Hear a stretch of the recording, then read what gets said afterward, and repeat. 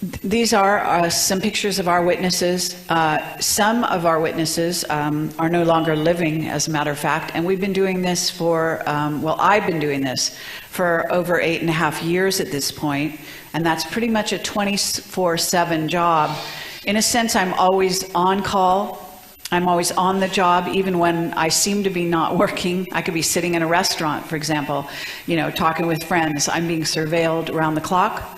Anybody I meet with, anybody I talk to on the phone is being surveilled. Anyone who gets to know me, you know, sounds kind of crazy, but anyone who gets to know me becomes sort of a person of interest, you might call them. And so it just goes with the territory, and certain people out there will know what I mean. Now, one of the things that it became obvious during the 8.5 years that I began interviewing people, and let me say that right now on the internet, you can watch interviews with people, whistleblowers sometimes, and all kinds of people. And really, Project Camelot was a groundbreaker in this area. We became a grassroots movement around the world. We have a huge following. And, you know, I get recognized at various kind of strange places, like we were hiking through some wild area of Ireland, and we wanted to go on a hike or something to see some circles or something. And there was a farmer there, and he said, he saw me like across the field, and this other person was going as an emissary to ask him if we could use his land, if we could cross his land. And he said, well, wait a minute, you mean it's Project Camelot? And he said, is that Kerry Cassidy? Well, only if I can shake her hand, and then you can go across our land. So that was really, you know, like fun and very cool, because it meant that, you know, we're getting the word out. It's, you know, it's not about fame and fortune. Actually, fortune's the last thing that's happening, but you know, it's all about getting the word out and waking people up. And now people around the world are picking up camcorders and basically doing what we do. But I have to say that when we started, we were really a radical organization. It was myself and Bill Ryan. He is an Englishman. And just the two of us, we hit the road with a consumer-grade camcorder, and we decided we wanted to get the truth out about what was really going on. We wanted disclosure, and we decided to interview, specifically concentrate on whistleblowers from above top secret. There's a lot of information out there to suggest, and I can say that Julian Assange, for example, contacted Camelot sometime in the past. And we were out on the road doing what we do before WikiLeaks ever hit the mainstream. And what they do is they collect documentation, okay? And what we do not do is collect documentation. We specialize in witness testimony. It's my point of view that ultimately the history of planet Earth will be told through witness testimony, not by paperwork, and paperwork can be faked, as I always say, just like Obama's birth certificate, if you don't believe me. So the bottom line is that it's not about history being told by the victors in the future of the sort of the multiverse in which we live, but it's really about you and your parents and your grandparents, and you are the ones who are the witnesses of what's going on here on planet Earth, and you will ultimately be the ones to tell the true story. So that's why we interview witnesses. That's why witness testimony is so crucial. And there's more reasons for that. And one of the reasons is because of who you are. And this is what has come out of all the 8.5 years around the clock of doing this kind of work. And we have had our lives threatened on occasion, and we've also been very well protected on occasion. So at the moment, what goes on is that what comes out of everything, the very biggest secret is who you are. Out of all the secrets, and we've got lots of them, Many of them we were able to reveal. I can say that when I say who you are, what has come down is basically you seem to be a mixture of at least 12 ET races. Their DNA contributed to this grand experiment that we call a human being, this vehicle in which you're a spirit, you're a soul, having an earthly experience as this vehicle, a human. Now, you could be having an experience as a praying mantis or another vehicle that you chose, but ultimately a soul is a spiritual crystallization that is, in essence, a vehicle that goes up the dimensions and beyond, third, fourth, fifth, sixth, and so on, and a journey back to source. So that's what creating a soul is all about.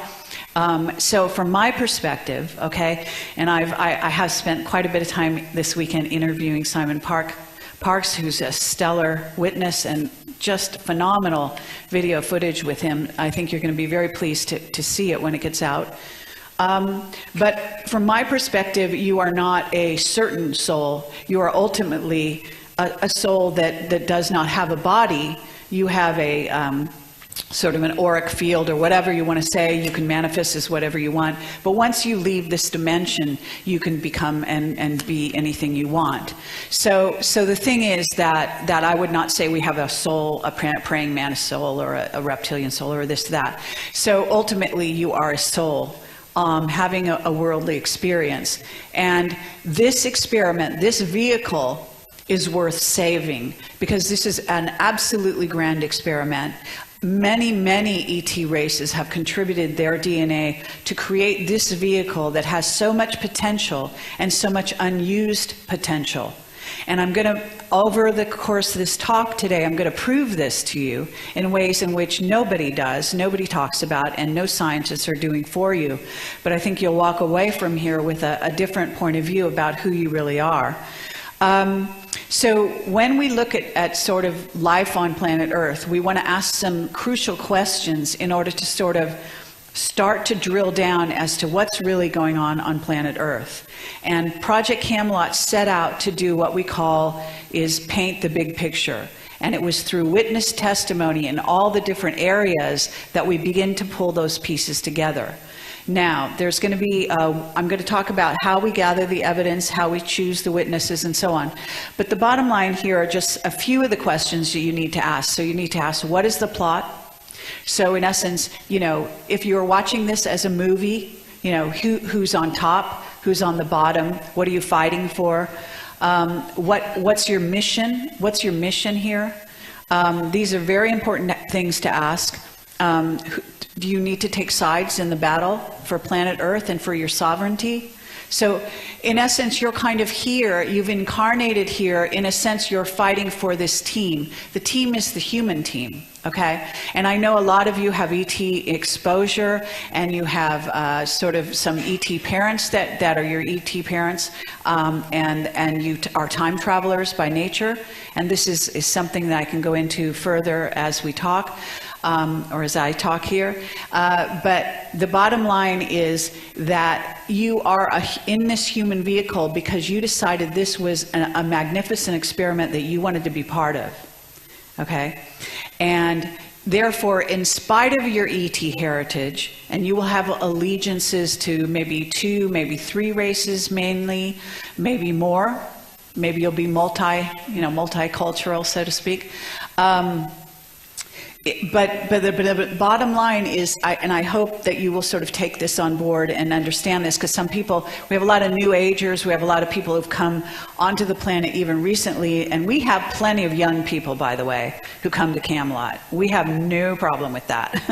And I'm contacted all the time by young people, and that's a beautiful thing. So I want to kind of correct that perception that has maybe been put out there by another speaker, because that's simply not true. We do have a very good, solid, young audience.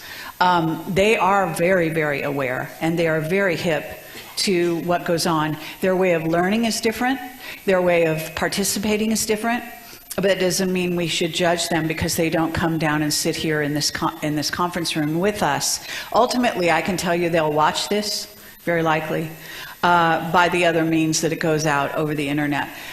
Keep in mind that we're ultimately telepathic. We're ultimately able to communicate across space and distance. So ultimately, coming into each other's presence in a very physical 3D way, although it can be very valuable, especially now on planet Earth, it is not necessary, okay? It's simply a way, it's a mode of transport, it's a mode of communication. It's not the only way. It doesn't mean someone isn't learning or being actively participating in something or a revolution, which this is, and you know, an awakening that's happening on planet Earth. So it's all about the humanity and the nature of consciousness. In the end, consciousness is king. That's the key. That's kind of a key phrase you might want to keep in mind, because that means that no matter what kind of battle is being done, you know, with guns and technology and this and that and the other, in the end, it's all about your consciousness. It's a unification between your heart and your mind, your multidimensional selves and your higher self. And so ultimately your mind, just by the way, they've done scientific experiments. They can take your mind out of your body altogether and you can still think. What does that tell you? It tells you not just with your heart, it's beyond that. You are a spiritual being inhabiting this form. It doesn't mean this form is you permanently. This is just, and I use this example with people, and many people will know this, and you know, it'd be simple for people that recognize their prior lives and all of that. But if you can look at your hand, you can think of your hand with your fingers. These would be like, let's say 5 fingers, 5 simultaneous, because all time is simultaneous ultimately. 5 incarnations, simultaneous incarnations on planet Earth, or in the multiverse. And another 5 with this hand. You have at least 12, probably 24, and maybe more.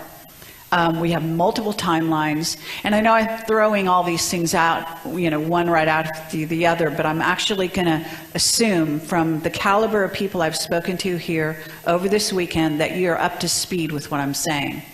And so if you think about it that way, that you have that many simultaneous bodies, so to speak, on Earth and in the multiverse, then we are they, okay? They are us.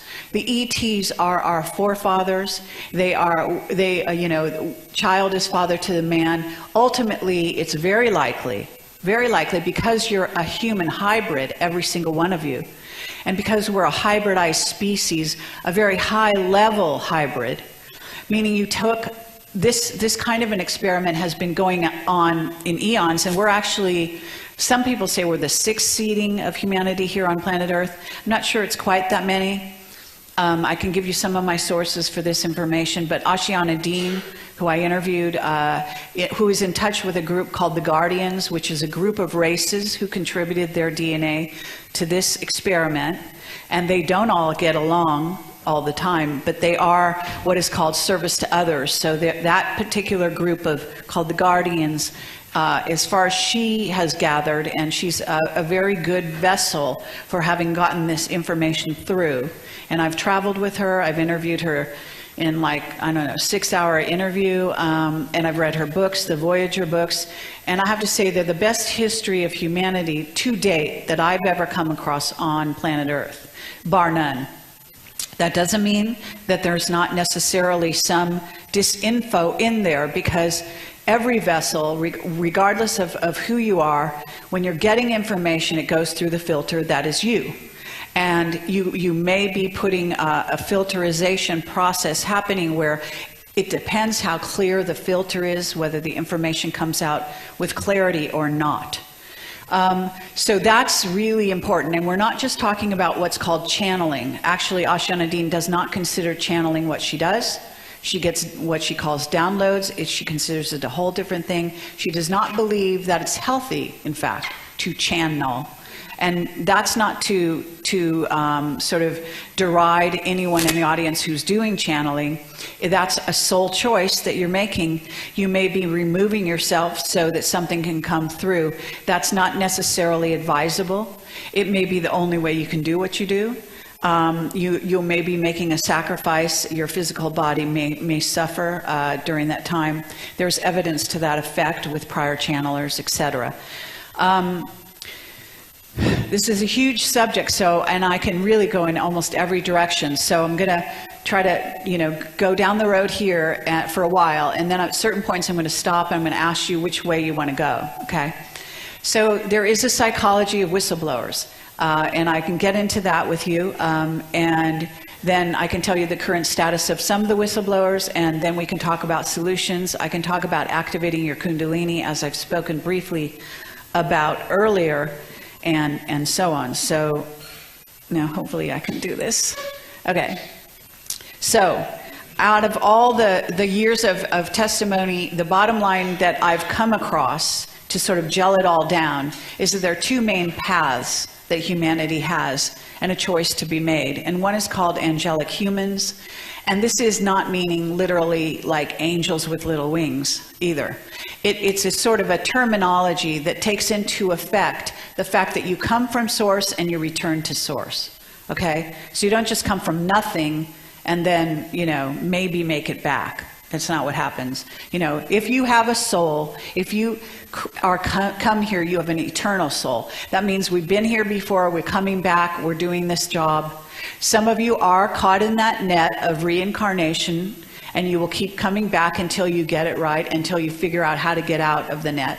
And then you may come back in out of choice, and that may be what's happening with some of the what they call new children, making a conscious choice that, yes, you escaped the net, but you know that these humans are back here on planet Earth and they're coming to a very crucial time in their development, and that you want to help.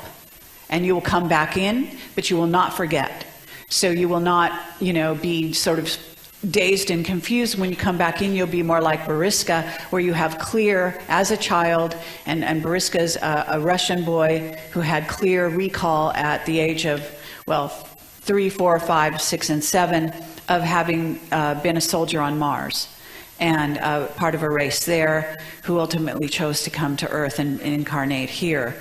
And that's actually our most popular interview. The interview with Boriska, we flew to Russia against all odds and interviewed this young Russian boy. He is now in his late teens.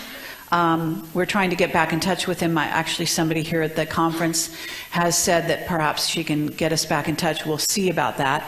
But that'd be awesome to do an update with him, as you can appreciate, if he still has the consciousness he came in with. Forgetting is one of these battles that we have. We are trying to remember. That's what it's about. So when you listen to me, I'm not really telling you anything you don't know. I'm just triggering your memories to remember where you came from and remember who you are. And that's what all these people are really doing for you. Ultimately, you're just remembering. So we have two paths. One is a natural development that will allow us to use the DNA we've been given to activate fully the junk DNA and all the abilities that you have. Because think of 12 ET races with multiple abilities. That means they can fly, they're incredibly telepathic, they can, create technology, et cetera, et cetera, et cetera. Whatever it is, those qualities, those gifts are in you. And these gifted children that you're so in awe of, that's you. You all have these gifts. You all came in with these gifts. The difference between them and you, more than anything, in my opinion, is that you've gone through sort of the grinder, especially if you're older and you're in this audience. You've gone through a dumbing down, bad food, bad water, bad this, bad that, programming like you can't believe. And ultimately, that has put you in a place where your vehicle is now in a weakened state. But you can climb back out of there. You can even do it in this lifetime. And there are ways to do that. But ultimately, what we're talking about is to bring out your gifts. And every single one of you has a special gift. That's what's so unique about this human genome. And I think you can appreciate that if you have a lot of friends, family members, etc. You'll know that you're each so uniquely different. And the gift you have, the special gift that's unique to you, you may not even have uncovered it yet, and you could be, you know, in your 60s or whatever your age is.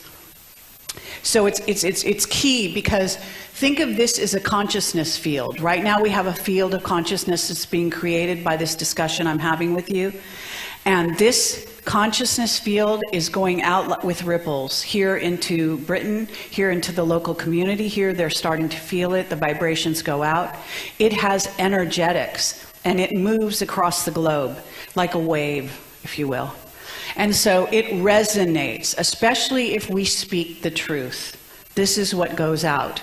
It goes out from your heart chakra, it combines with your mind and above, and we are also being helped in that process.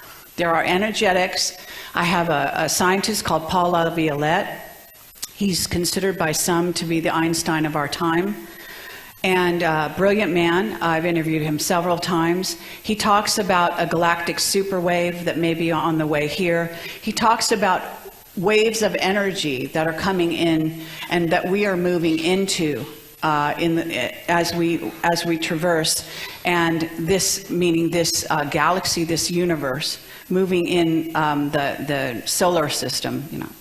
And basically, these energetics are now bombarding Earth. And see, the reptilians know this, and the various races visiting here know this.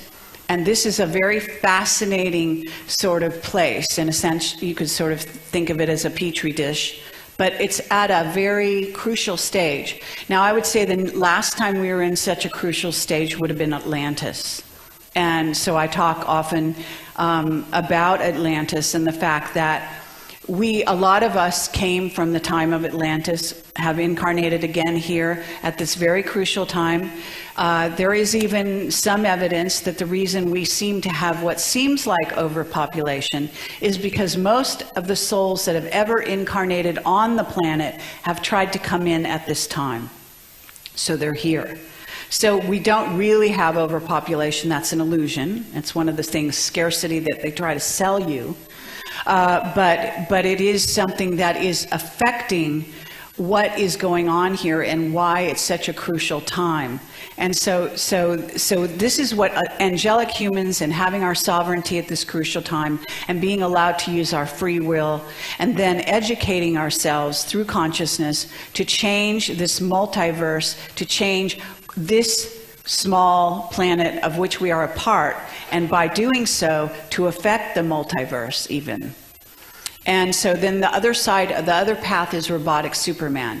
And this involves the transhumanism, it involves the artificial intelligence, it involves the machine, the focus on technology that you all know. Now the one doesn't exclude the other, so it doesn't mean because I say angelic human that you can't use technology. That's not what we're saying. What we are saying, though, is that technology doesn't run you, you run it. And that's an important distinction, because ultimately, if we are not in charge of our own destiny, then we are going to become and continue to be slaves on this planet. And that's not a good thing. So that's where we're going with all of this, and it's really big picture thinking. So basically, you want to know what they want, when they're visiting here, and of course they have all different agendas, and it's important to think what is known now as exopolitically, because we are really talking about good beings, bad beings, what we call service to self versus service to others. And that's the ultimate distinction. And if you are familiar with David Wilcock, you will know the emphasis on the raw material, RA material, and you can go onto the internet and read that. That was some very early channeled material that came through. Carla Ruckert, I think is her name, if I have it right. And basically has a lot of very good stuff. It's still not completely accurate. It's still a certain level. But it's worthwhile, and it can kind of give you a very sophisticated picture of what's going on and what incarnation is really about here on planet Earth, and what you might want to consider in your approach to life, instead of living sort of this very narrowed, programmed experience and just occasionally going to like a UFO conference like this where you might get expanded mentally and then have to go back to the grind. It's worth continuing this process of expanding your mind, as you may appreciate. So bottom line, what do they want? They really want humanity, is I say 2.0, in essence that we are humanity 2.0. You might say they want humanity 3.0 at this point.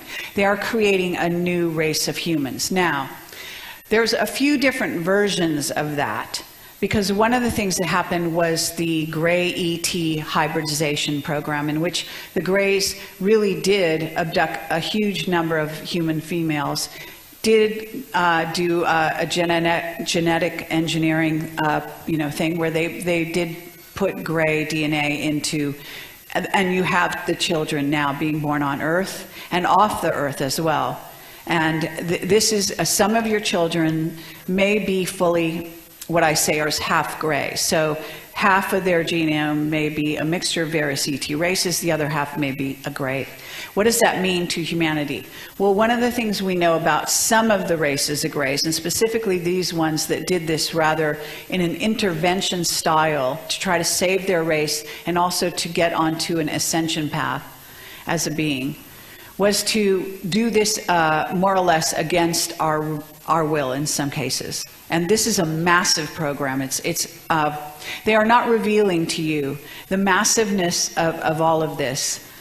I recently interviewed Mark Richards, Captain Mark Richards from the Secret Space Program. He and his father were very deep he was in the Navy and his father in the Air Force. He also worked with the Air Force to some degree. He's now in prison, has been for 30 years. He's up on charges of murder that he was framed for by the people that the powers that be, so to speak, because they were afraid he was going to start going out against their will, their wishes. And so he's been there for quite a long time. He's a very stellar witness, and his wife is somebody I've gotten to know. Her name is Joanne Richards. She also speaks on the circuit, as we call it. He and his family are Illuminati bloodline. They've spent some time here in England. He knew his father. He and his father did know Churchill and various important members of the Illuminati and higher echelons of the British power structure. But the bottom line is, the testimony I've gotten from him, well, let me do a survey, see. How many people have seen my first Mark Richards interview? Raise your hand. Pretty good. Okay, and how many has seen the second one that came out relatively recently? Not so many, but some. Okay, so the second one is even more sort of gangbusters than the first. And it's not an easy task to go into Vacaville prison and, have to sit there. But I sit there opposite him at the first time it was about 2 hours. The second time it was more like 4 hours, and I'm sitting, opposite to him, chair to chair, and basically peppering him nonstop with questions about the secret space program and what we're doing. Because my motivation is to tell you the truth of what's going on. So I want to know everything that we can find out about what they're really doing. Because they're doing it, first of all, with your taxpayer dollars. And they're doing it with your children because they're recruiting them and using them. And they're doing them with you when they turn you into super soldiers and so on, and using you even in the ether. And you've had a testimony from somebody who's all wired up and so on. He's even an old, Kieran, I think is his name, he's even an older version of what they're doing now, in which they're peppering the chemtrails with nano that is actually turning all of you into a form of super soldier. And what Mark Richards says about that is that they want to turn you, what they really want in humanity is a docile super soldier type of human. And what that means is someone who will take orders, not question the orders, and at the same time have a very resilient body and be able to, go out on missions and so on and so forth, and create an army of humans. So that's kind of what we're talking about. with robotic Superman. So they want to put inside you nano, put inside you, have you respond to AI. And there's a lot of evidence that there's at least one major AI running the planet at this time, orchestrating and triangulating what you will do. One of its main jobs is to anticipate your behavior in reaction to the things that happen. And if you think about that, if you need an artificial intelligence to anticipate human behavior and triangulate it and strategize what to do and how to deal with it, then what does that tell you about the human? It tells you that they are probably uncontrollable, unpredictable, and you don't have control over them, right? So this is very interesting because look at all the controls you have, even in place here in England. You have, massive surveillance on every level. You have, the whole place is peppered with military bases, of course. And you have rules and regulations like I can't believe, even coming as an American, I'm being honest with you. The bottom line is they watch everything you do and they listen to everything you do. And so why is it that if you were so dumb, if you were just like dumb animals, they wouldn't have to spend so much time. They would just put you in a pen, feed you, and throw away the key. But that's not what's happening here. What's happening here is that you are always unpredictable. Why are you unpredictable? Well, one of the reasons is because you are a composite of at least 12 ET races DNA. Okay? So what does that do? That makes you like totally like a being that they're like trying to get their hands around.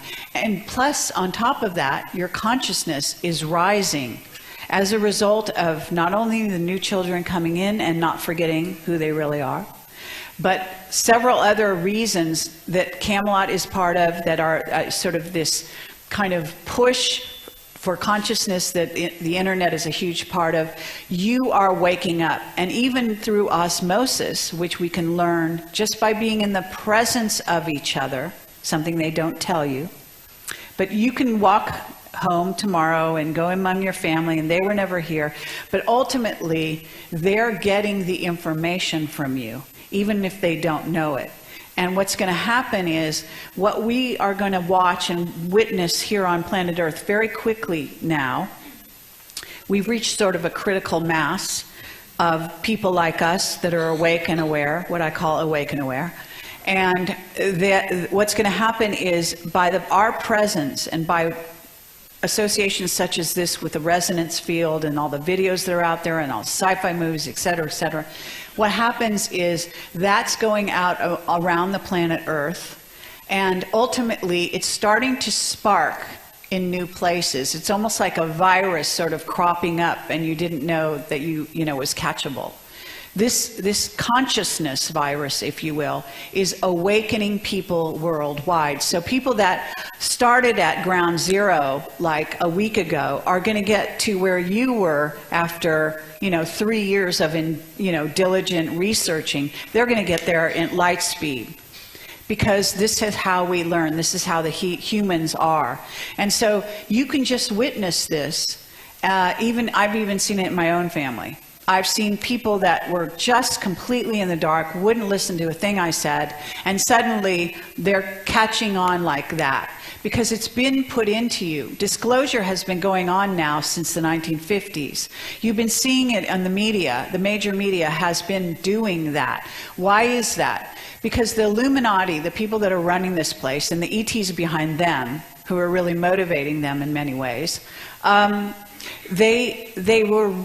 they were doing is creating two societies. There's a rogue civilization that involves a secret space program that has technology, we're told, that is as much as 10,000 years in advance of where we are now. And you are still driving around with tin can cars, with these old-fashioned engines, when free energy is freely used all the time in the secret space program, plasma physics, et cetera, and another form of energy that I just found out about through Mark Richards called dark energy that they get from exploded neutron stars that allows you to go interstellar in a massive way. and has put us in a whole different level, toe-to-toe with some of the ET races out there, which they're not really happy about. So this is what we have sort of as a split in society. And you people out there are a bridge. You are the bridge of consciousness linking the other side of humanity that just has no clue whatsoever, and the truth of what's really going on, of what we're capable of. And we're all on that journey, even those people in the secret space program. So it's important to understand that your children are being recruited in this sort of war of worlds, if you will, that you and your consciousness is being utilized on a daily basis, that your televisions are sort of being used to program you, to recruit you into certain lines of thinking. And one of the things in my interview with Mark Richards talks about the fact that there are two what are basically reptilian races that want to run the planet and are pretty much doing so, it appears. And there is at least one race of beings, the raptors, and more. I think the blue ETs are another, and there's some other positive ones. The Pleiadians are kind of standard positive ones, but they seem to have receded, according to Mark, from the game here for the time being. Although many of you are seeded with DNA from the Pleiadians, so that's important. But the bottom line is you've got the Andromedans, you know, you've got some races that sort of have a double-pronged approach to their agenda. So yes, they want to see you proceed and progress, but yes, either they want to sort of attach their wagon to yours so that if you progress, they progress, or they want to utilize you and keep you alive so they can utilize you to do certain things, and so on. And control and domination is a real powerful game going on here on planet Earth. And you're all, again, you may be working for them and not know it. Even if you're a so-called New Ager, you may be feeding their machine because, as you know, they're always playing both sides of the playing field. They're, you know, in America we have, you know, the Democrats and Republicans. Well, they own both of them. And there's no doubt whatsoever about this. There's a talk show host named Mike Harris who does a very good radio show on the same radio show network as I do, which is Revolution Radio. And he has a relationship that he's developed with Gordon Duff, who's a CIA agent. And he doesn't like me to say that, but that's really true. But he's from what appears to be the good guys. And he's an editor of Veterans Today. He works a lot in media, but he also works in a lot of other areas as well. The bottom line is Mike Harris, the reason he even developed this relationship with Gordon Duff, who's, you know, working with a secret agency, is because Mike ran for governor of Arizona. And when he was about to, you know, when he was running, they actually tried to kill him. They made him an offer he was not supposed to refuse, and when he refused it, they tried to kill him. And he got his wake-up call, so to speak, because he realized he could not progress in politics, you know, and this is a man who wants to be president, you know, unless he made a deal with them, and he refused to do so because he was a principled person. So what he did is make a transition to become, you know, go onto the radio and start interviewing people, veterans, whistleblowers, basically kind of doing what I do, except just on the radio.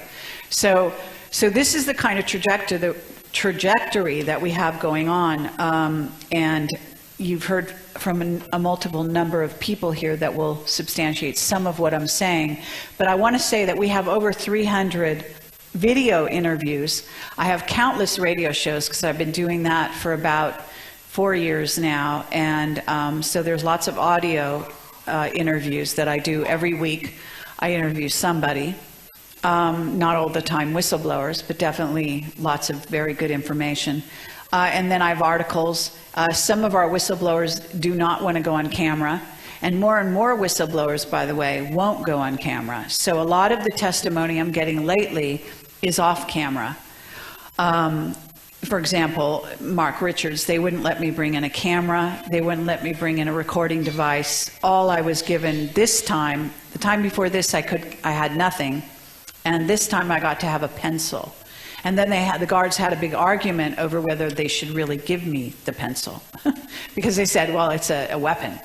And so, this is what we're dealing with. But ultimately, we did bring it in. His wife was with me. She took notes. And so we were able to document, every little thing he said as best we could. And she was quite good at her notes. And my recall was quite good as well. So that's what you get when you get the second Mark Richards interview. The thing about my interview with him and with whistleblowers in general, and I guess I should sort of talk about that now. So there's a psychology of interviewing whistleblowers. I can say, if you don't know my interviews, that I am a very unusual interviewer. And I have become somewhat notorious because I don't kiss the ass of the person I'm interviewing, unlike most radio show and other kinds of hosts. In fact, I don't at all. I mean, basically, I sort of challenge them.